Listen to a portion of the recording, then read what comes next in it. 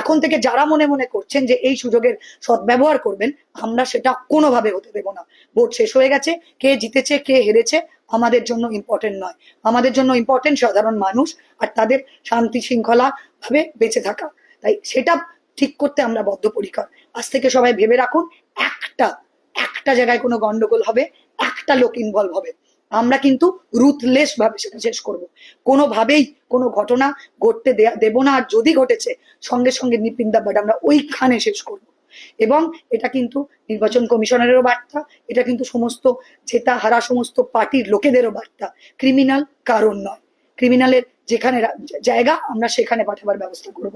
তাই আপনারা কেউ মনে করবেন না যে এই সুযোগের সদ্ব্যবহার করে আমাদের এই পশ্চিম মেদিনীপুরের শান্তি শৃঙ্খলা আপনারা নষ্ট করতে পারবেন। আপনাদের জন্য বার্তা, আপনারা সাবধান হয়ে যান।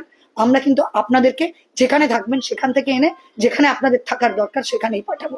তো আপনারা কোনোভাবে সাহস দেখাবেন না, আর একটা ঘটনা ঘটার আমরা কিন্তু বরদাস্ত করবো না। We are there.